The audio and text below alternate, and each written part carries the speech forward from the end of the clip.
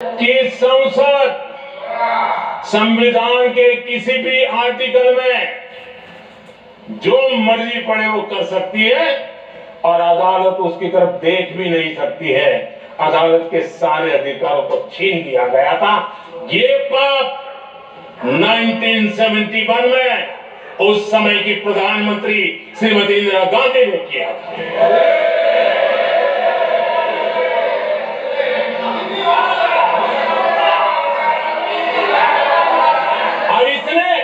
इस परिवर्तन ने इंदिरा जी की सरकार को मौलिक अधिकारों को छीनने का और न्यायपालिका पर नियंत्रण करने का अधिकार दिया, सक्षम बना दिया था। आदरणीय सभापति जी, खून मुंह पे लग गया था, कोई रोकने वाला था नहीं। और इसलिए जब इंदिरा जी के चुनाव को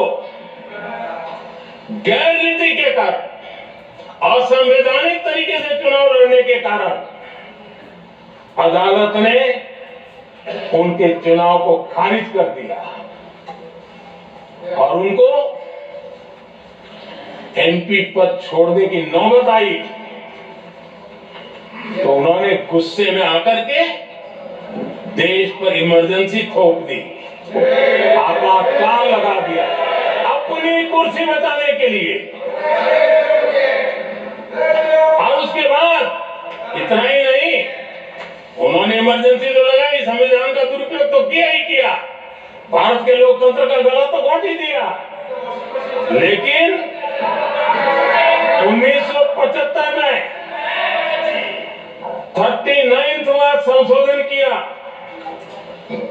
और उसमें उन्होंने क्या किया, राष्ट्रपति, उपराष्ट्रपति, प्रधानमंत्री, अध्यक्ष, इनके चुनाव के खिलाफ कोई कोर्ट में जा ही नहीं सकता है, ऐसा उन्होंने, और वो भी रिट्रोस्पेक्टिव किया,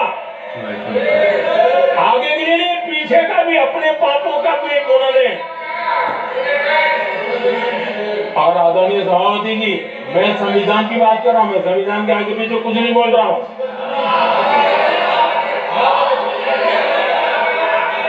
आदरणीय सभापति जी,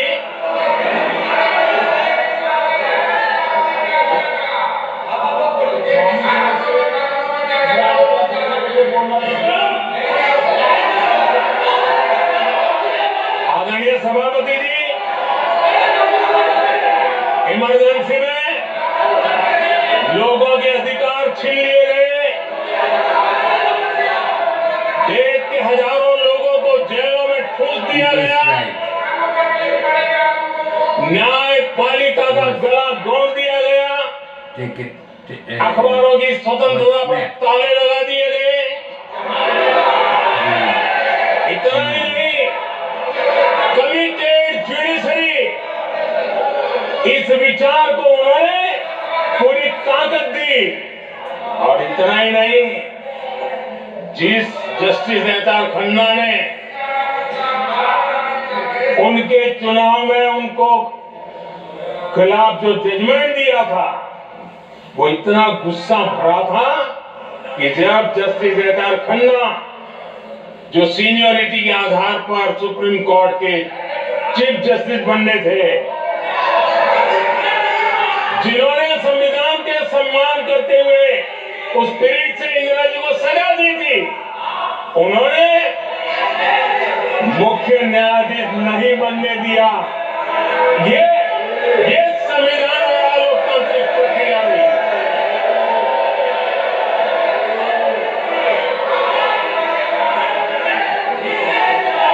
आदरणीय सभापति जी,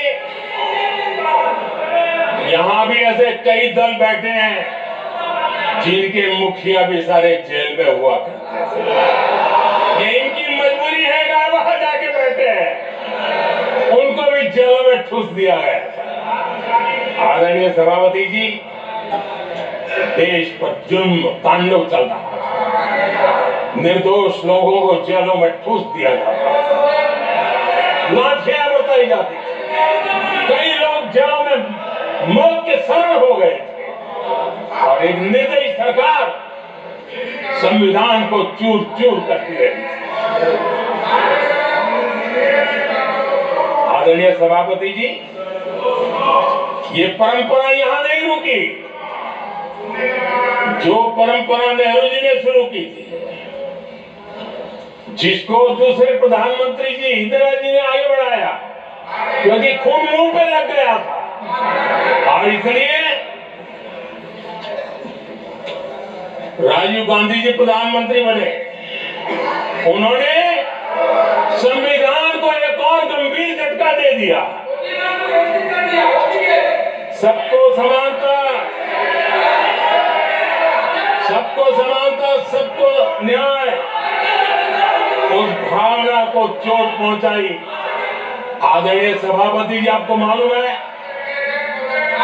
सुप्रीम कोर्ट ने शाहबानो का जजमेंट दिया। एक भारत की महिला को न्याय देने का काम संविधान की मर्यादा और स्पीड के आधार पर देश की सुप्रीम कोर्ट ने दिया था।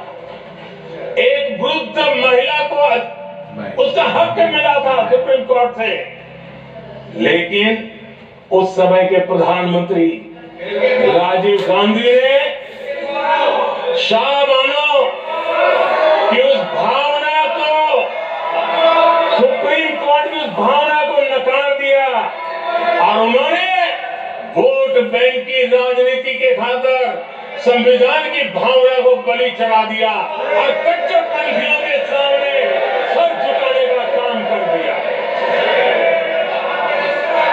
उन्होंने न्याय के लिए तड़प रही एक वृद्ध महिला को साथ देने के बजाय उन्होंने कट्टरपंथियों का साथ दिया। संसद में कानून बना करके सुप्रीम कोर्ट के निर्णय को फिर एक बार पलट दिया गया। आदरणीय सभापति जी, बात वहां से नहीं अटकी है। नेहरू जी ने शुरू किया, इंदिरा जी ने आगे बढ़ाया और राजीव जी ने भी उसको ताकत दी, खाद पानी देने का काम किया। क्यों? संविधान के साथ खिलवाड़ करने का लहू उनके मुंह लग गया। आदरणीय सभापति जी, अगली पीढ़ी भी इसी खिलवाड़ में जुड़ी पड़ी है। एक किताब को मैं कोट कर रहा हूं, उस किताब में जो लिखा गया है और उसमें प्रधानमंत्री उस समय के मेरे पहले जो प्रधानमंत्री थे उनको कोट किया है। उन्होंने कहा है, मुझे यह स्वीकार करना होगा कि पार्टी अध्यक्ष सत्ता का केंद्र है। ये मनमोहन सिंह जी ने कहा है, जो एक किताब में लिखा गया है। मुझे यह स्वीकार करना होगा कि पार्टी अध्यक्ष सत्ता का केंद्र है। सरकार पार्टी के प्रति जवाबदेह है। इतिहास में पहली बार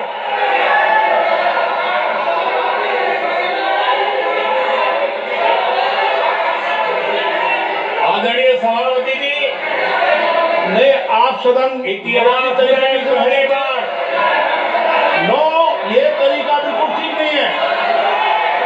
सदन के नेता बोल रहे हैं, आपको मर्यादा रखनी चाहिए।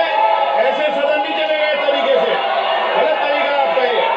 माननीय प्रधानमंत्री जी, आदरणीय सभापति जी, इतिहास में पहली बार संविधान को ऐसी गहरी चोट पहुंचा दी गई। संविधान निर्माताओं ने चुनी हुई सरकार और चुने हुए प्रधानमंत्री की कल्पना तक ही हमारा संविधान था, लेकिन इन्होंने तो प्रधानमंत्री के ऊपर एक गैर संवैधानिक, और जिसने कोई शपथ भी नहीं लिया था, नेशनल एडवाइजरी काउंसिल